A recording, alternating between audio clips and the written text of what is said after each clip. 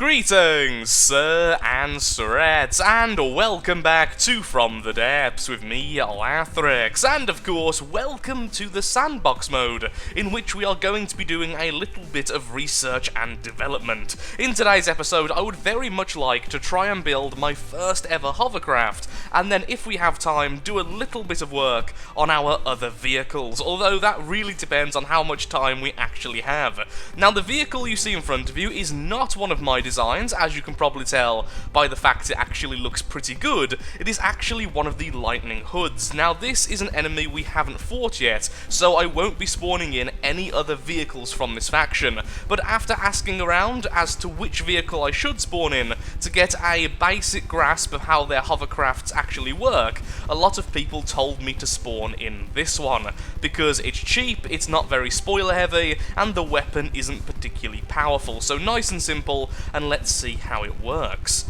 So, I do know of two ways of setting up hovercraft. The first, I believe, is how this one is being set up, using the dedicated Hellerblade spinners and then simply using control blocks. Now, this is the cheapest, the easiest by far, and honestly, one of the more just straightforward ways to build a hovercraft, because what happens is these control blocks will control the nearby rotor blade, and I'm assuming each rotor blade has a set of them nearby, and will turn the rotor blade either to maximum speed or a lower speed, depending on how high these two blocks are, because thankfully, all of these controls are relative to where the control block is, not where the entire vehicle is, unless it's very specific in saying a certain speed or something, in which case it does then apply to the vehicle itself rather than just the control block. So if on this side, for instance, the ground is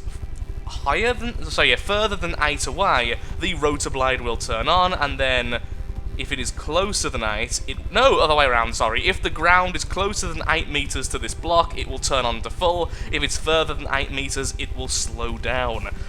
Trying to understand this and talk, not a good concept really. So what happens is, that would basically control the pitch all by itself. Well, at least the roll, and then the pitch I assume is controlled by this one. Yes, it is. Yep, this is purely for the pitch controls. And what you have, in the end, is this. It's a hovercraft, and will be very good even on uneven terrain, because the rotor blades themselves will constantly be causing the vehicle to try to stay as flat as possible. Of course, it will rock around quite a bit, but that's just how it's going to be.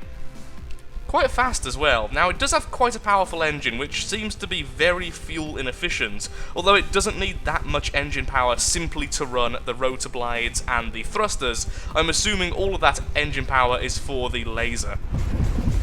Yes, it is. Okay, so that's how this is set up, and that's how I'm going to set up my own hovercraft, just to make things easier. Now, the second way we could do this, and I would say is probably the better way, if you have enough time to do it, and you understand how it works, is by using one of these lovely things, the PID, because you can set very specific controls to this, which then cause the vehicle to fly quite straight and quite even. I've seen some designs use this, but it's something which is quite difficult, and it's actually quite easy to mess up as the vehicle takes damage.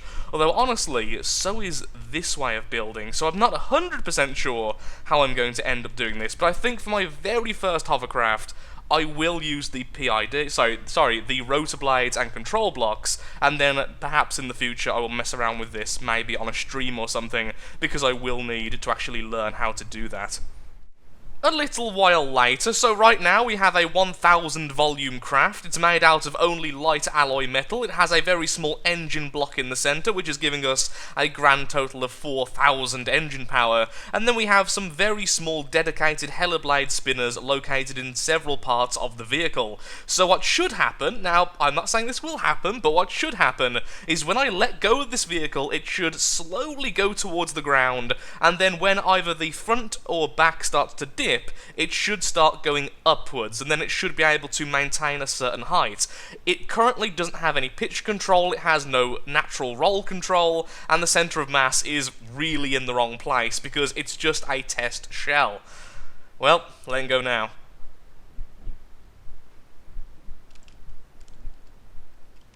Let's just check the altitude.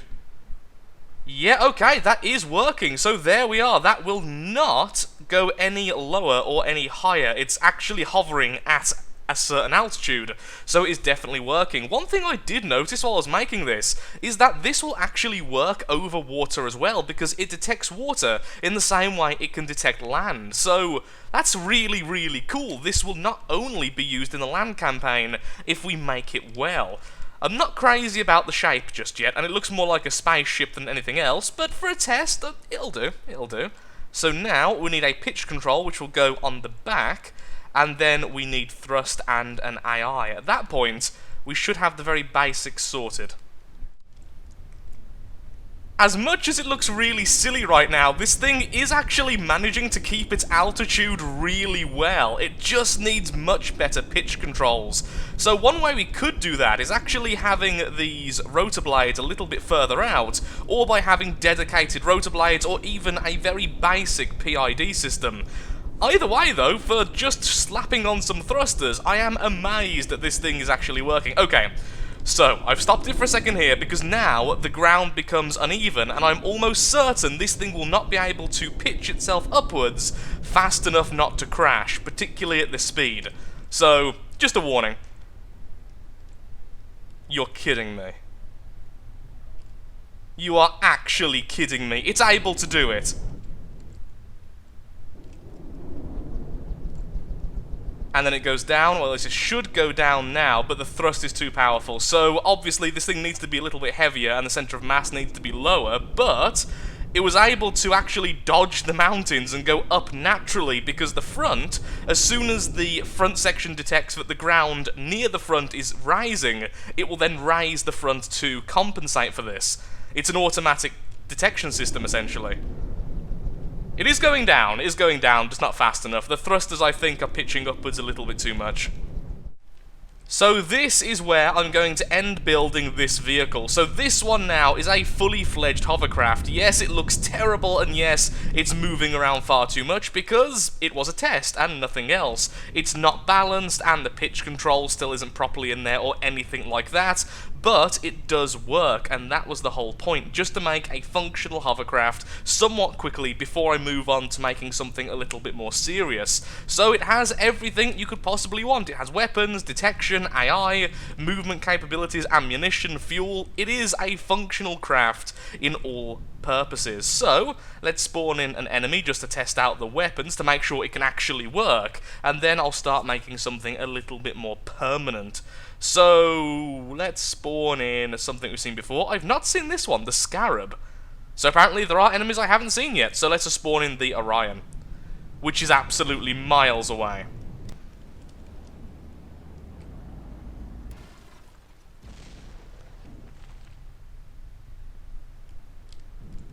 Okay, it's a capturing hovercraft, so that was fairly quick and fairly effective. The missiles hit the back, killed the AI, we rammed into it, and then we captured the Orion. Nice, simple, and straightforward, and look how oversized this thing is. So, destroy all vehicles, I don't want to save that. About an hour later, and I've got a very basic hover tank built. This is actually going to replace the Angron, and amazingly, it's going to be far cheaper, but around about the same size. It's going to be far more vulnerable, but far quicker, and hopefully able to scale areas a lot better. The engines on the inside have also been made correctly, so they don't overheat. The biggest con to this vehicle over the Angron will simply be the fact that there's no shields and there is very little heavy armor, so if this does get hit by anything particularly powerful, it's just going to explode like all the other tanks. But hopefully, because of the fact it's less than half of the cost, that won't be such a big deal. So let's see if it can even get over this slope. Yes, it can! Fantastic! And then after the slope, will it balance back out? Yes, it will! That is actually fantastic. I wasn't expecting that to work first time. So there we are. This hovercraft is actually functional. Now, we need to go somewhere which is far rockier, like over there. So that's what we're going to do. This is actually quite a bit in the future from the previous clip, so I was having a couple of problems with the tank hitting things along its side, so I decided to respawn in the Lightning Hood's Wisp, and it seems like the Wisp actually had the same problems, but far more extreme. It was constantly clipping things, hitting rocks, hitting mountains, and pretty much anything which was in its way, and the reason being, this rotor blade at the front, being so centralised, doesn't really account for the two sides. So every time something was suddenly rising here or here, it was simply hitting it. So I would like to think that from learning this, I've actually made my tank a little bit better than the Wisp, at least in dealing with very, very extreme terrain. Now, I did just spawn this thing in right here, and that isn't exactly fair, because this is the type of terrain I would never send a vehicle into under any circumstance, but something like this section, I would very much like the hovercraft to be able to deal with. So let's spawn in the test vehicle yet again. There it is, vehicle test version 1. It'll probably crash, gotta spawn it so far, and let's put it into fleet move and make it move outwards. So go over here. The engines will quiet down in a second once the batteries are fully charged. So as you can see, when the front gets near anything, it now has some emergency control blocks which will only turn on if the corners detect something very close by. These are much more powerful rotor blades than the others, but they don't have the consistent speed which the others do, because all the other rotor blades are constantly on. Even when it's trying to get the tank to go downwards, they're simply slowed down. But the corner ones shut off completely, and that means that it's not going to be suddenly blindsided if the terrain is very, very uneven. So I'm actually very, very happy with how the tank is turning out. I think I'm doing a pretty good job. I will be trying the other type of hover tank fairly soon, but for now, I'm happy. And I do apologise for how technical this video is sort of getting, and how bad I am at explaining things like that, but I'm actually having fun with this. It's something new for me. Well, here we are, finally in the campaign, many, many hours after starting this recording. At least we're going to get, at minimum, a single test done. So we have the 2 vehicle test 1s, which of course really need to be named something, along with a single Krull, in order to keep them stocked full of fuel. If they do well, I believe the hull I've made for the test vehicle is actually going to be a really decent one, in terms of being able to be easily retrofitted. It wouldn't take much effort at all to turn them into a swarm missile carrier, or perhaps even holding some kind of advanced cannon, or perhaps even a laser or railgun, because of the high engine capacity. So it's certainly something we can work on in the future, if the hull works in combat. And this is the test, because I haven't tested them out yet in the sandboxes. Honestly, that's just not very fun. So the Krull can go near the back as always, and you both can circle around the enemy. Hopefully, the combat will go okay. It's being controlled by a land AI, so as long as it plays nicely with the thrusters, they should be able to broadside the enemy as if they're a regular tank, just kind of floating. Naturally, now we get into the battle with the fog currently looming, I instantly remember something. I have completely forgot to add shields to these things. They definitely have enough power for shields, but I've just forgot to add them, so that's something we can upgrade in the future. So let's see how the weapons will do. So these are more short-range harassment vehicles than anything else, at least at the moment. So how good is the EMP? Well, one of them is now AI dead. The missiles are hitting just after the EMP, and apparently they're all dead. That was really weird. It was almost like they were being attracted to each other by some kind of unforeseen force. But either way, every single enemy is AI dead. Definitely better than the Angron's weapon. It seemed to work a lot better. And I think this one is already out of fuel, because I was doing some testing making sure it can move a moment ago. And apparently didn't give enough time for the Krull to actually refuel them. So let's pull all of you out. Once you're back into your group, you should be fed fuel from the Krull. You're not being fed fuel, why not? Oh, because you're not in the same group. Okay, now they're being fed fuel, and now they can all activate again. I said activate half Daleki then. That was very odd. Let's find someone else to test against. And so we move on to the next battle versus a Kingfisher, a Brush Cutter, a Bear, and a Scarab.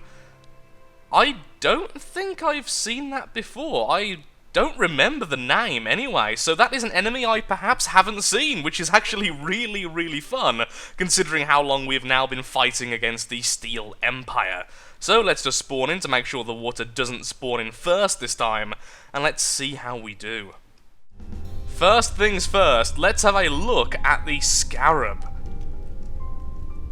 I'm thinking, yep, that's definitely a tank I've not seen before, and wow, it's made out of almost completely heavy armor, which is actually really bad for it, considering I am using EMP, which destroys heavy armor rather than transferring the EMP damage, so the armor itself is going to be utterly obliterated, or at least that's what should happen. It's got a couple of hidden missiles, which are EMP missiles, and it has one rather large advanced cannon. And is that a turret?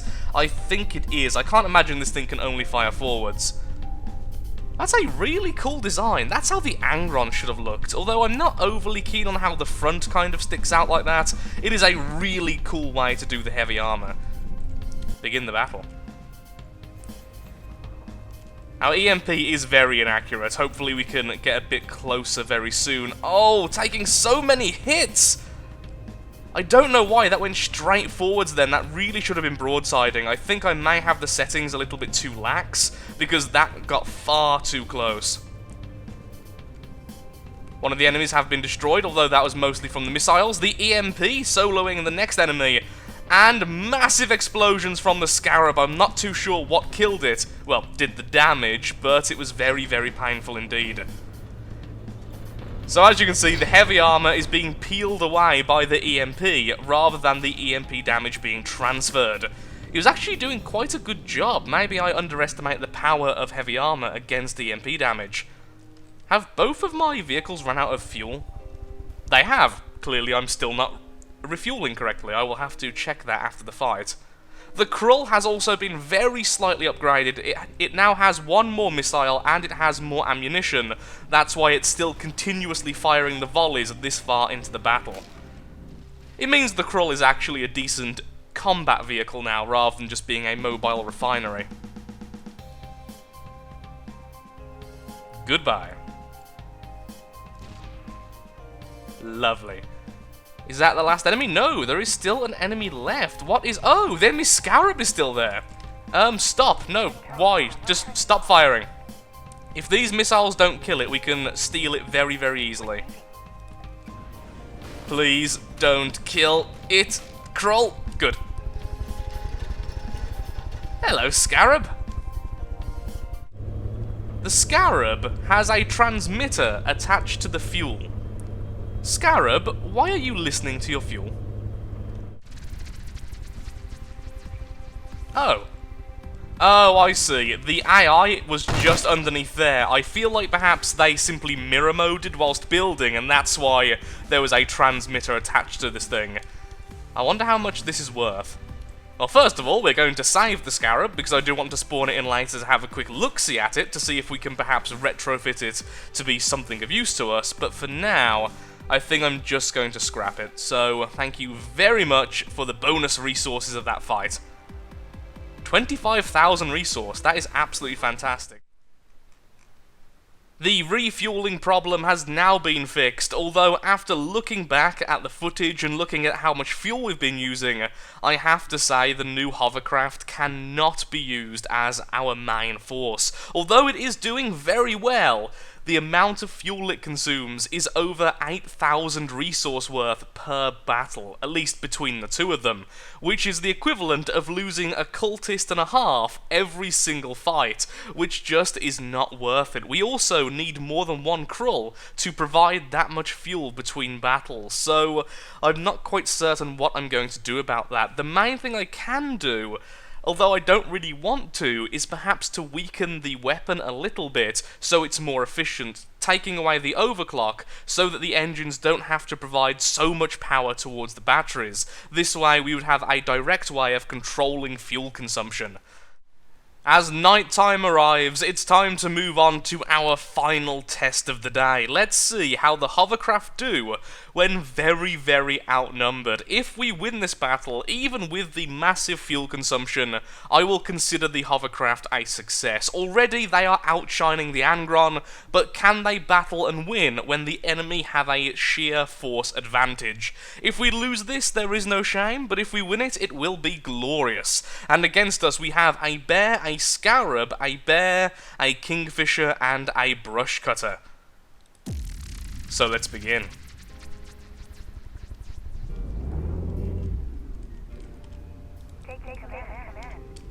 I may have forgot to change that after that last fight.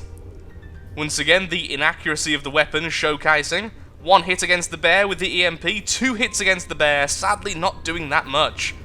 It really does depend on where they hit. Ooh, cram cannon shot. Oh wow, that hovercraft is being beat up. I'm surprised it's still going, honestly. These are quite vulnerable craft. One of the enemy was rendered AI dead, but it looks like the hovercraft is going to be taken out. Where's the other one? The other one is behind it, for some reason running away. Not quite sure what's going on there. Yep, that first hovercraft is now dead. The second one is fighting its hardest, but being defeated by the Scarab. Admittedly, the Scarab is a full 10,000 resource more in terms of cost, and actually does very well against EMP, but even so. Yeah, that inaccuracy actually was the downfall of the hovercraft there. The Krull is happily trying its hardest in the background. It is, however, being beaten up by the enemy Kingfisher, I think that one is? Oh no. The enemy Scarab is using the hovercraft as a meat shield. The entire volley of the Krull... Oh no, only half of the volley of the Krull was absorbed by the hovercraft. Did a fair bit of damage to it.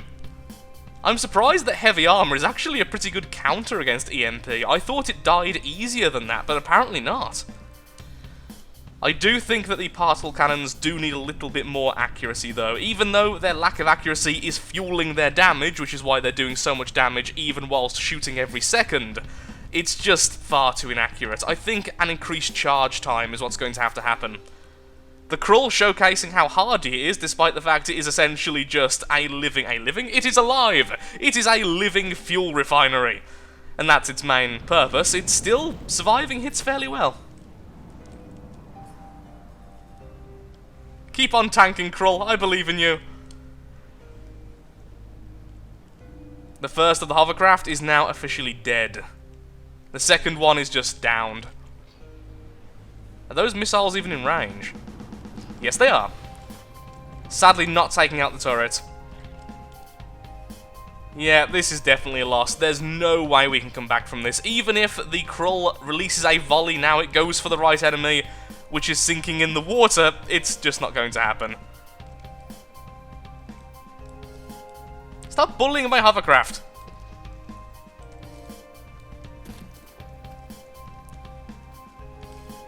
The missiles are still there, but it's not firing. I think the control block's been damaged. Let's get on board. Can I please fire the weapon? No, I can't. Something's gone wrong with the weapon. Yeah, this is pretty much dead. I will cool this battle. End options. I will allow that. Wait, they actually got out alive?